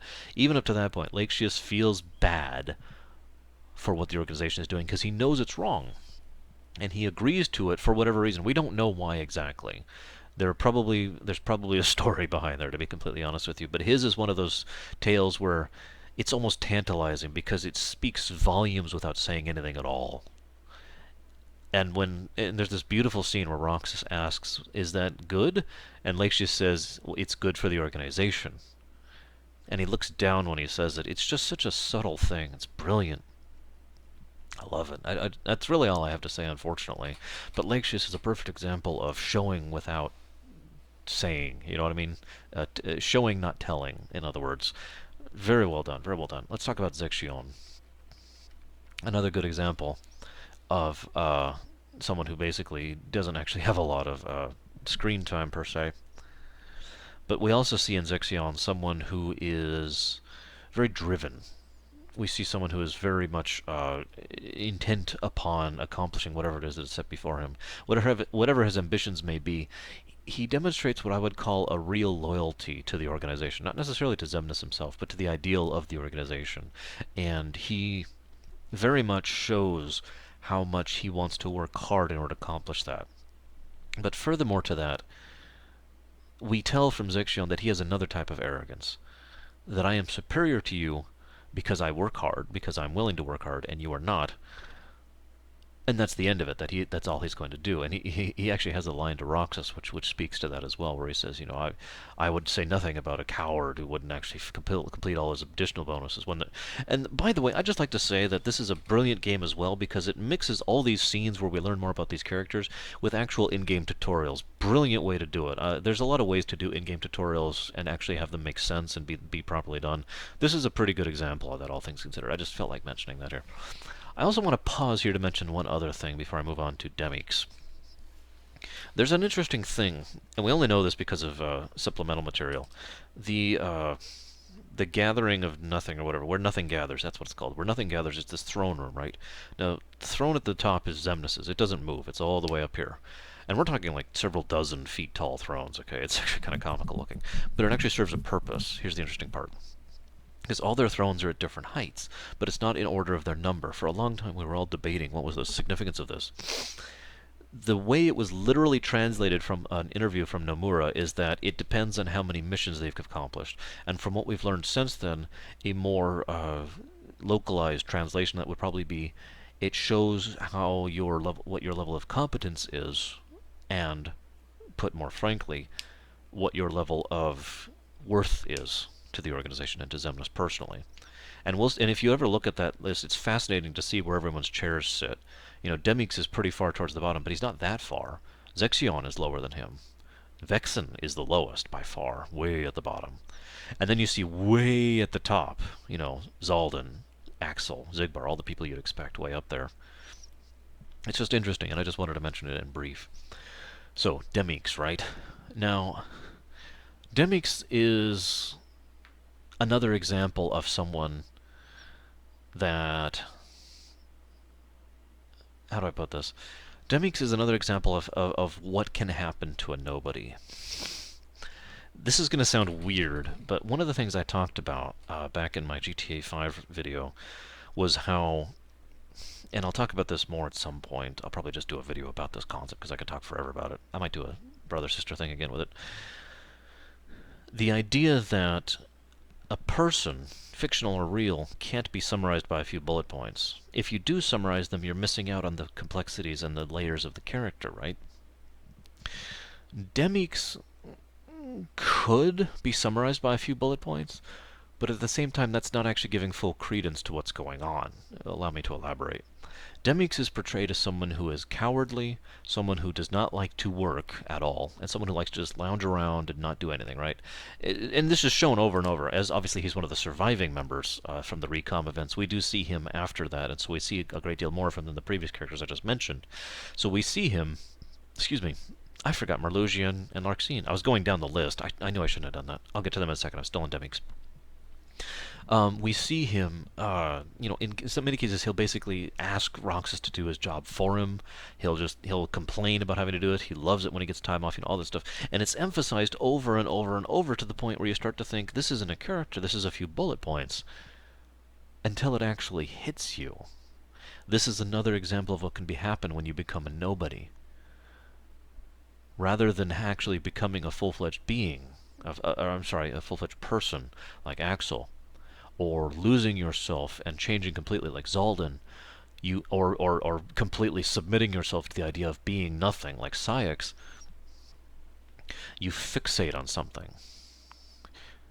We here in real life do this to some extent or another, where we have lost some sense of either identity or personality, or we've gone through something horrible, something tragic, and we fixate upon a single facet of our own personality, our own being, and emphasize that as a form of stabilization, to comfort ourselves, or to keep ourselves sane, or to keep ourselves functional. I'm sure some of you out there know what I'm talking about, and I'm sure you understand that I do as well. And so in Demix, we see someone who has made that his own character trait. He did that. He made that his character trait. He made himself that bullet point because he doesn't have anything else, and he is trying so hard to cling to the only thing that he feels that he has because he has lost everything else, and he wants to keep going. I mentioned earlier my grief over having to cessate the nobodies. The one I feel the second hardest is Demix. I feel so horrible for having to remove him from existence. When we fight him in Kingdom Hearts 2, it is so obvious. Everything I just mentioned, and it becomes even more obvious in hindsight. When he is talking to you and he's like, don't be afraid, don't worry, it's all good, you don't have to be mad, we have heart. And then Sora calls him out and said, you can't, if he's just a dick about it, if I'll be blunt, you can't call it, you can't fool me, you're nobodies, you don't even have anything, And then Demix gets angry. Demix turns around, glares at him and says, silence, traitor. Because Demix is so upset about that possibility, about losing all that he is, and he's been trying so hard for the last year plus, or however long he's been around, in order to cling to existence, to life, that this brash upstart would dare to come out and just start spitting at him and say, oh yeah, you don't really exist. Of course Demix got pissed. And that's when Demix actually showed that despite all his previous indications of cowardice and not wanting to work, that he actually had that competence. That's one of the reasons why Demix is not one of the lowest on the things, because he actually can be and do things if he actually tries to. He just has to have the motivation to. And in 358, we see most of the times that motivation is just fear, because Xemnas can, denaturize him into a dusk. But Sora gives him the first real inspiration, the first real reason to do anything he's had in his whole existence. Rage. I love that scene, and it's one of the reasons I feel so bad when he finally dies, because his final line sounds a bit cartoonish almost when he says it. No way is his last line. No way. But think about that for a moment, and think about why he says that, and think about why he is so agonized over the fact that he is now actually going to cease existing. Let's move on to Marluxia. Now, I'm going to just say this flat out. Marluxia is the creepiest bastard in all of the organization. We saw this in Recom a lot, but Marluxia is terrifying in his own way. In Xemnas, we see the competent, capable villain. In Ansem, the Seeker of Darkness, we see the archetypal, classic, bombastic villain. I'm not going to name any other examples, because I could, but in Marluxia, what we saw was a completely different type of villain. We see someone who is terrifying. It is no surprise that his actual, he has power of flowers, it is more accurate to say that he has power over death. Everything about him says this. His assassin scythe, I'm sorry, his scythe, and his title as the graceful assassin, and his special abilities when you fight him in Kingdom Hearts 2 Final Mix. All that stuff just speaks to his power over death. He is the terror type of villain. And I mentioned that in Kingdom Hearts Recom, but it is especially it is re-emphasized here in 358 because even with the few interactions you have with him, you see so clearly how he is just someone who is just sends a few chills down your spine every time you're near him. And even Roxas, who at this point, again is basically in zombie mode, reacts to this guy, which just speaks to the volumes of how chilling he is. That's all I've got. I just wanted to mention that. And then we have Larxene. Larxene actually only has like 2, I believe, real appearances, and I don't really have much to add to Larxene. Most of what we see here is furthering of her personality and mindset. But we do see, one thing we do learn very clearly is the fact that she and Marluxia were already planning their coup before they went to Castle Oblivion. And in fact, it's very likely that they were sent to Castle Oblivion because Xemnas knew about that coup, so he could get rid of them quietly while still furthering his other goals, aka the creation of Xion and the finding of the room, which I'm actually not going to talk too much about here, because its relevance is more pertinent to Birth by Sleep. But it is worth noting that even in this game, references are made no less than 6 times, I believe, at least, to finding that room in Castle Oblivion. That's all I'm going to say about that. I'm sure some of you know what I'm talking about. It's also why he assigned Axel to that, one of his most competent people. Just saying. But one of the things we do see about Larxene is twofold. One, that she is still very vain, and 2, that she... I guess I want to use the word impertinent. She's very impertinent. She... Even at this point in time, even when she is assigned on a mission with you, she is the only one of the members. Some of them grouse about having to deal with you, but she's the only one who flat out refuses to follow orders in several cases. Flat out declines to do so. Not only does that speak to her general lack of respect or trust for the chain of command or Xemnas himself, but also says something about her character, because it shows how unafraid she is. And the other thing I want to add to that is, speaking of her death scene, because, I mean, we've kind of made a trend of that already here, I didn't really mean to. Her cessation is also kind of poignant in its own way, because unlike so many of the other members, the way she reacts to it is not only with fear, which is expected, but with disbelief.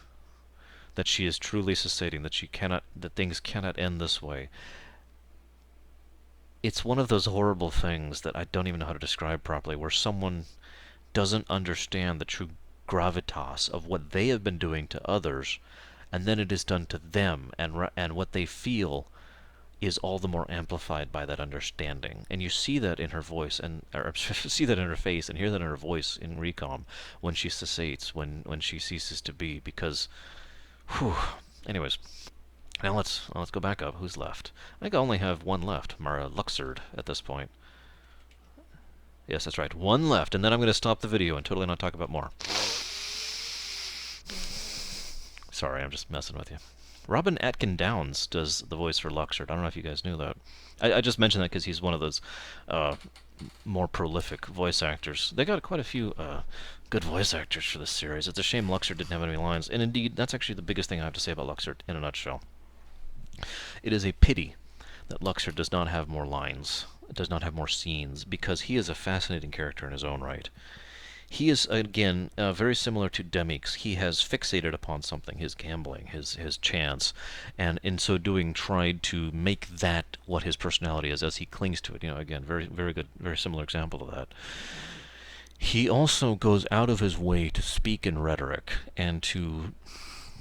He's not quite fancy in his wordplay, but he does speak in a slightly different tonality and style. This is actually more obvious in Japanese because they actually have different speech styles, for lack of a better term, and terminology and whatnot that they use in order to denotate, I am speaking in an old man manner, I am speaking in the manner of a young girl, etc.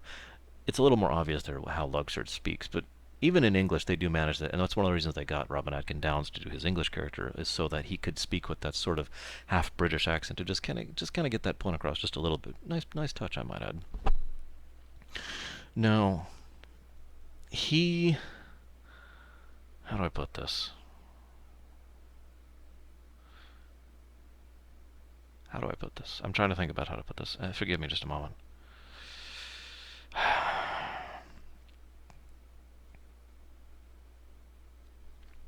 Luxord portrays an interesting example of someone who doesn't care. I mean, we sort of see this in Demix, but I didn't want to mention it there because that wasn't the relevant part of his character. In Luxord, it's pretty much the only real thing we know about him. It's such a tragedy. What we see in Luxord is the closest thing to an everyday Joe. Nobody. He is someone who is just doing his job, was just going through the flow, showing up at work today, stamping the papers, signing the paperwork, going home, having dinner, going to bed. He has this routine thing going on, and it's interesting in its own right to see someone like that in an organization like this, especially given the variety of everyone else. It's almost necessary when you think about it. But the reason I say it's a shame we didn't see more of that is because Luxord himself represents not resignation like in Grand Theft Auto 5, but rather comfort is the word I want to use. There is a degree of comfort that he has in his everyday thing. He is not a bad person. And in fact, he is one of the people who looks like he is the most injured by what he perceives to be the betrayal of Roxas against him, because he and Roxas got along pretty well, actually. And he does not understand why Roxas would turn on him like this, and it's not like the big thing, and we were the closest of friends. They were just coworkers, right? But at the same time, if one of your coworkers just randomly decided to betray you, you'd probably be upset by that. What I'm saying is, he's an interesting middle ground. It's almost vanilla, but it's fascinating to have at least a little bit of vanilla in your story, and especially if it's portrayed right. And I would have liked to see more of Luxord. And oh well, I suppose.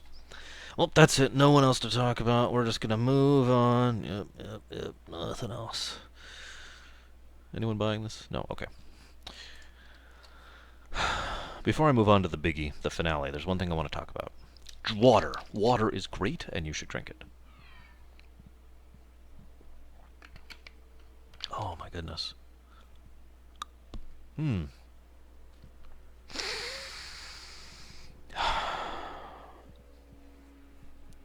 One of the complaints I've heard about this game is that it drags in the middle. And that there's a plane flying by right now. God, I can hear that even with both headphones on. Is it gone? Okay. Is that it drags a bit in the middle. The beginning chunk of the game over here is solid, compact, and just crams character development, story, plot. It's awesome. The last chunk of the game is the exact same thing. It's just event, impact, and then culminating in the ultimate tragedy. This chunk of the game is almost routine. And as weird as this is going to sound, I actually praise the game for this. This is another example of gameplay and story integration. I'm just going to jump right into this to explain what I mean. It is one thing to say that a character has lost their life. It is another thing to explain what that life was before, so that we have an understanding of what was lost, so we understand the value of what was lost, and we can feel the impact of that loss more. It is a third thing, and a very difficult thing to pull off properly, to have us play through that life so that we understand personally what was lost. My point I'm getting to here is everything I talked about Roxas earlier about just wanting to live his everyday life. He had that for a large time. He went out, he did missions. He wasn't doing anything horribly bad. Eliminate these heartless. Scout out this area. Talk with these people. He would do his missions, he'd come home, he'd have his ice cream with his friends and chat, and he'd go to bed. It was his routine, but more importantly, it was his life. And it was the closest thing to the kind of life he wanted. I have to praise that at the same time as acknowledge that it's going to be a problem for people playing this game, because it is a routine. As you're playing it, it is a routine. And then when you get towards the end, when things start to go wonky, all of that is completely destroyed.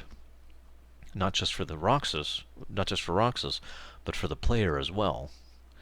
And it adds to the value of that loss, at least in my opinion, and that's one of the reasons I like the way they did that. That's all I wanted to say about that. Let's talk about Xion. I mentioned I was going to do this video a little bit differently, and that's because of right now. As of now, all bets are off. I am going to be talking about the series as a whole, with absolute spoilers for games even after this point. So this, for anybody who has played up to 358 but hasn't played future games and doesn't want them spoiled, now would be a good time to go ahead and pause or shut down the video. And comment about how much you hate me and hit that punch Arshian guy in the stomach button again. I've already gotten a couple punches, it's okay. My stomach's tough. Ooh, oh, there's another one. Okay. I think that's a good enough warning. Let's talk about Xehanort. I've talked about this concept before in brief. The idea of a complete monster is something that I actually have a pretty strict definition of, far more strict than they have in TV tropes. For me, someone who is a complete monster is someone who is the furthest extent of evil. Someone who is absolutely just the worst possible individual they could be. Nothing redeeming, nothing beneficial, in character and out. For example, David Weston in Grand Theft Auto 5, complete monster. Kefka, not a complete monster. Sephiroth, not a complete monster. Exdeath, not a complete monster. So forth, so on. You follow where I'm going with this? Cutler Beckett in the Pirates of the Caribbean series, complete monster. Davy Jones, not a complete monster. I'm just giving you examples so you understand where I'm going with this. The reason I mention this here, and with relation to Xehanort, the original Xehanort, by the way, is because it is my opinion that he is one of the better examples of complete monster I've seen. And the reason why is the very nature of Kingdom Hearts itself. Most of the time when you see a complete monster, Voldemort's another good example, by the way, you see someone who is grand, a grand villain, in a grand fantasy. And Kingdom Hearts is definitely a grand fantasy. But so much of it boils it down to the individual levels. No game more than this one.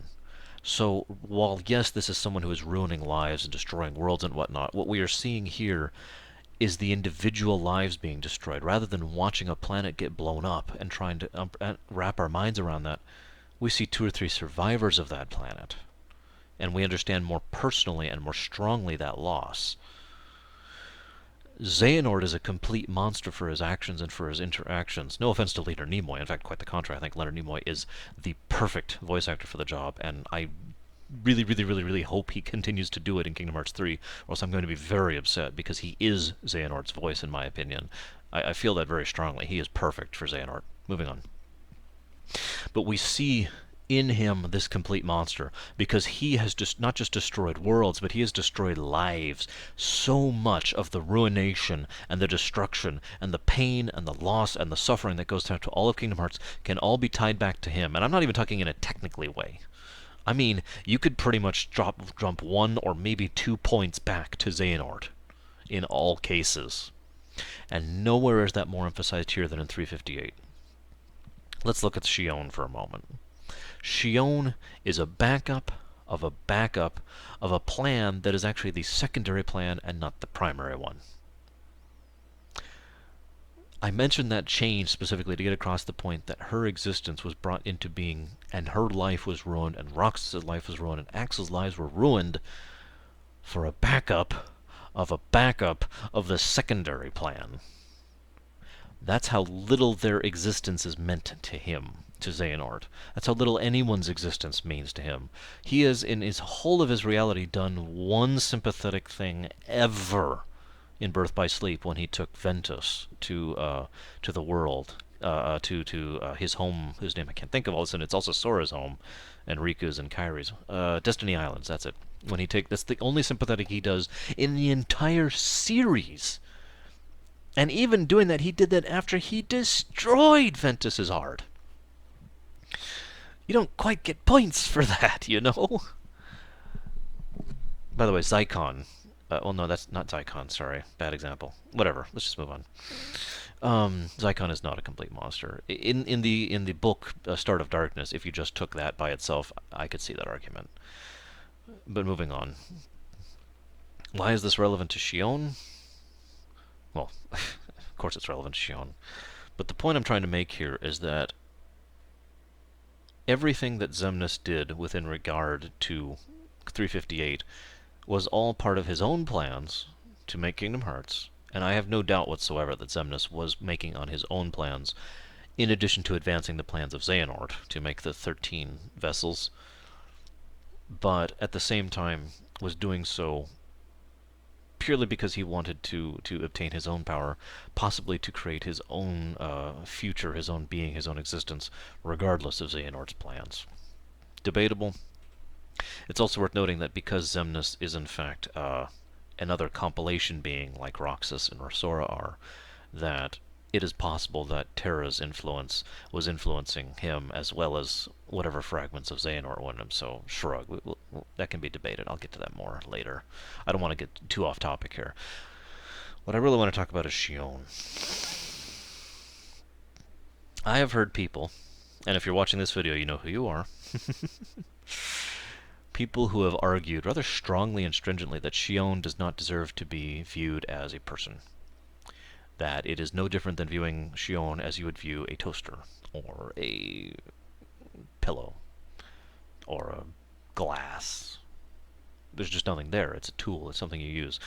Now, obviously, I disagree with that. Partially, I disagree with the presentation. I disagree with that because of the presentation. But I also disagree with that because of what I had at the time were theories as to Shion's existence. That even though she was a replicant, she still, through her connections to Roxas and to Axel, formed her own being. And based on what we have learned in Dream Drop Distance, it is almost assured that she did begin to grow her own heart, just like so many of the nobodies did.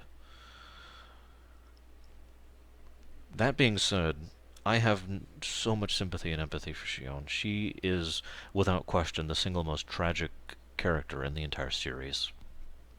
This is, I mentioned before, I wanted you to really think about Namine from her perspective, okay? And I know some of the actions that Shion takes probably don't make a lot of sense, especially if you don't do all the optional stuff and get all the letters. Let's try to look at this from Shion's perspective, okay?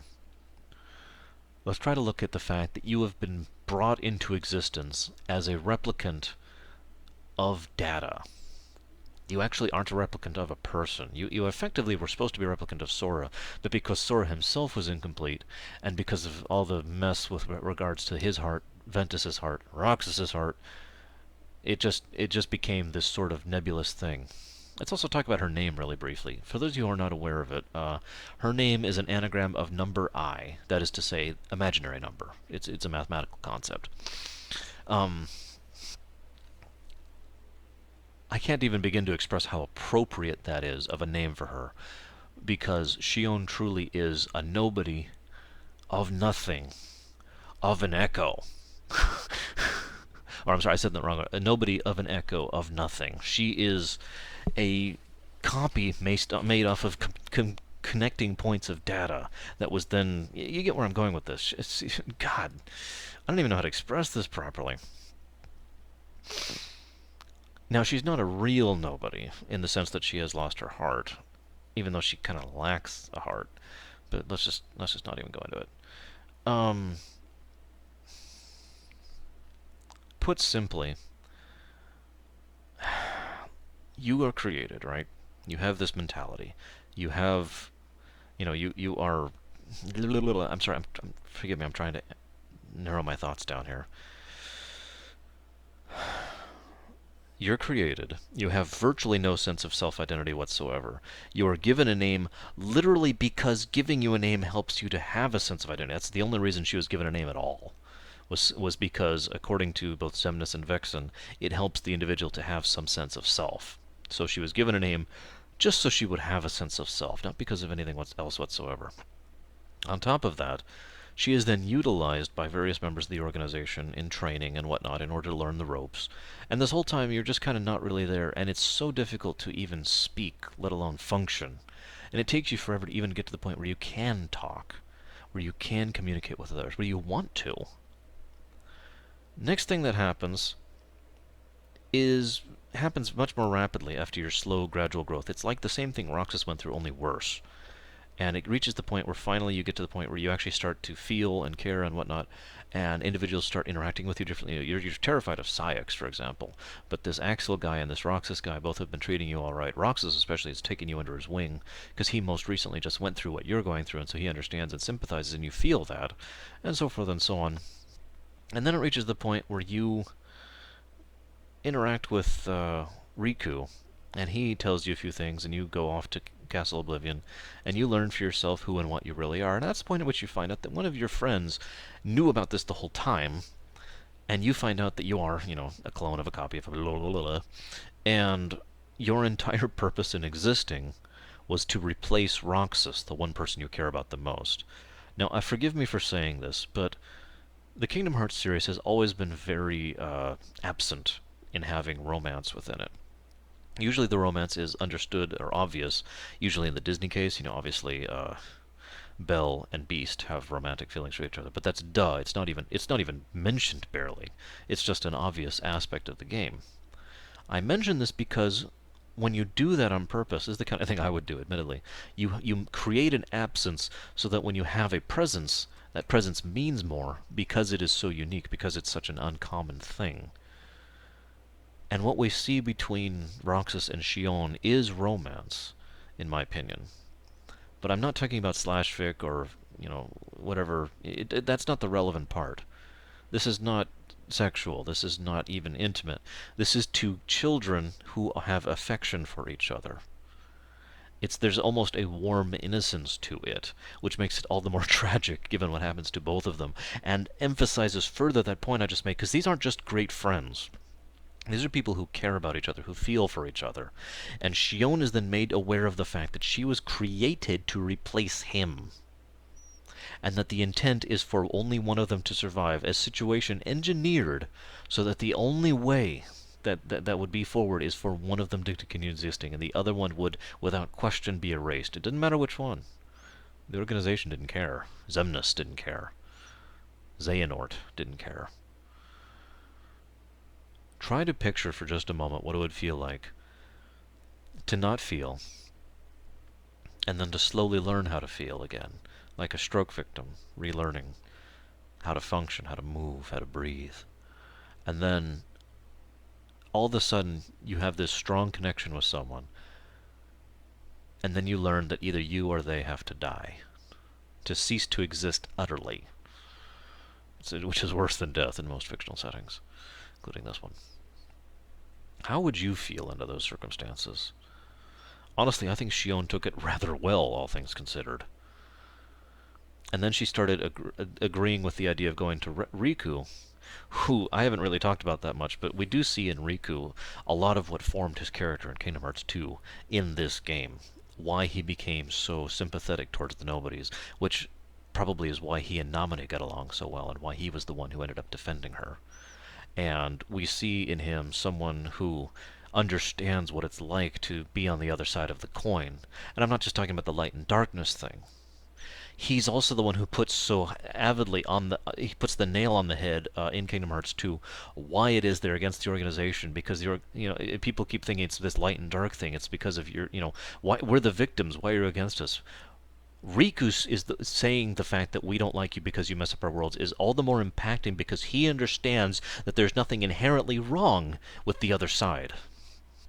There's nothing inherently wrong with being a nobody, or heartless, or light, or dark, or in between. It's what you do with it that matters.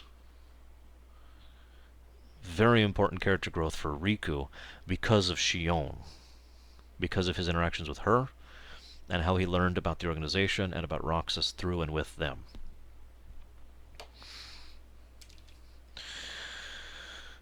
I've often said that there's only, in most fiction, obviously, although I've actually had nightmares about this in real life too, that there's one fate that is truly, unquestionably worse than death, and that is to be utterly forgotten.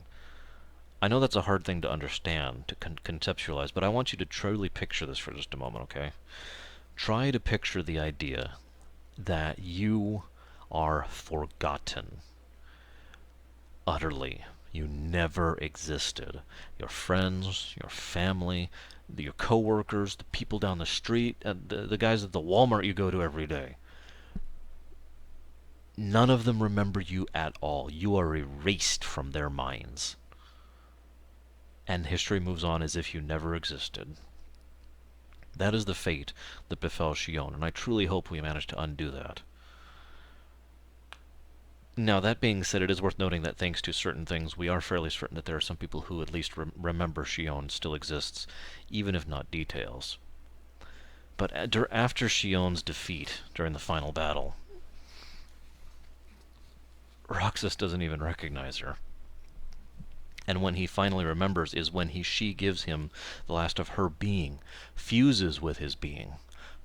But even that can only restrain her memories for a few moments. Even Riku says it best when he confronts Riku. He says, it's hard to even remember her name now, isn't it? And Roxas is so confused because those memories are fading even as he speaks. But Shion is the reason why Kingdom Hearts 2 turned out as well as it did. She laid down her life for two reasons. One, to save Roxas, and two, to save Sora. I haven't talked about Sora that much in this game. That's because, while he is certainly a background element, he doesn't really come up in relevance until the end. I guess I can close this. I don't actually need to be looking at this at the moment. There we go. She lays down her life willingly and intentionally in the only way she could, so that she could fuse her essence into Roxas, and then Roxas could then be reconformed back into Sora. She does this knowing that, and while that is a horrible thing to do to Roxas, she does this because she understands how much worse it would be for him if he didn't. Because he would either be, denaturized by Xemnas, or he would continue to work as one of their stoolies and puppets, making everything worse for everyone. The only way that things were going to work out is if Roxas went back to Sora. And so she begs Riku to go stop him, not just to recapture him, but because she can't stand the thought of Roxas going to face Xemnas and just being reduced to nothing. On one hand, it's incredibly tragic. I still tear up a little bit every time I think about that, every time I think about Shion's end and the final battle between Roxas and Riku. By the way, again, gameplay and story integration, beautiful. We've seen that cutscene since the hidden video at the end of Kingdom Hearts 1, where Roxas and Riku fight in the world that never was. We actually get to fight that battle as Roxas fighting Riku. And holy moly. There's also something else relevant I'll get into in just a moment. But while it is, on the one hand, it is very tragic, because Shion destroyed her life for nothing. A life that was brought into existence, tormented, ruined, and then destroyed for nothing. And at the other hand of this thing, on the other side of things, we have to acknowledge the fact that if she hadn't done that, Sora wouldn't have been reconvened when he was.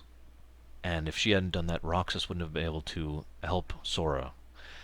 And if she hadn't done that, Riku probably wouldn't have been there to function as he did and save Namine, without which everything would have been a lot worse. And you get where I'm going with this. She set into motion a series of dominoes with her death, with her cessation, with her erasure. And in so doing, ensured that Kingdom Hearts 2 would be able to end in a positive manner, and that things would go as well as they did. And without that, it would have all been horrible. I think it is most telling how much Roxas and Shion suffered in 358 in Dream Drop Distance, during the scene where Roxas takes Sora and shares all of his memories and all of his knowledge with Sora. And for the first time, Sora finally understands everything and knows and learns everything that Roxas had learned and understands all the horrible incidents that happened. And Sora cracks. It's the one and only time Sora has ever truly given into darkness in the entire series. That's telling to me.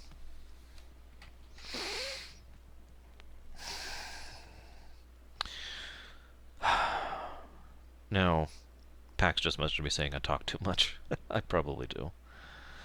Hopefully you guys at least enjoy listening to me as I talk about these things. But what really puts the nail on the head and brings this theme back together is the very end of 358, when they put Roxas in the simulation and he wakes up with altered memories, thinking the last 358 days was a dream that occurred over the next two. Hence the title, by the way. And hang on, I gotta look something up really quick. This will not take me long. Give me just a moment here. I'm actually tearing up just thinking about it.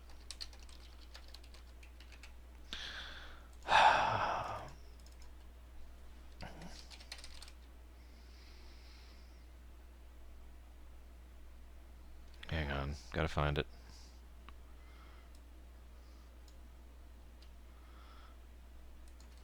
Give me a moment. There it is. Earlier in the thing, damn it, Pax. Earlier in the game,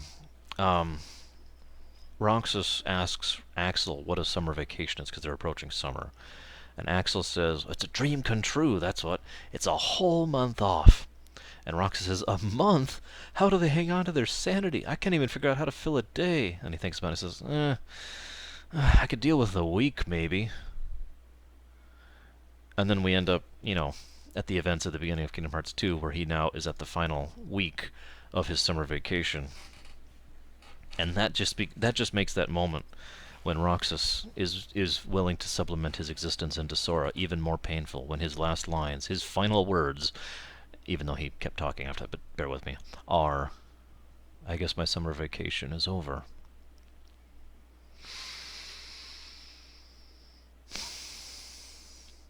I guess my concluding point here, now that I'm into super spoiler area, is that I am very hopeful that somehow, and honestly I'm not even sure how it would be possible, but somehow we have a happy ending at the end of all this misery. I mentioned before that the Kingdom Hearts series is a downer series. It's a tragedy. This is a tragic storyline. The problem with tragic storylines is they usually end tragically too. And while it is possible that Sora and Riku and Kairi might have a happy ending, maybe, it is very likely that Xion and Roxas and Namine and Lee and Issa are not. I guess that's all I have to say on this one. I do forgive. I hope you forgive my indulgence in talking about this however long I have. But I'm going to go rest my throat and get ready for streaming tonight. So, I will see you guys on the flip side.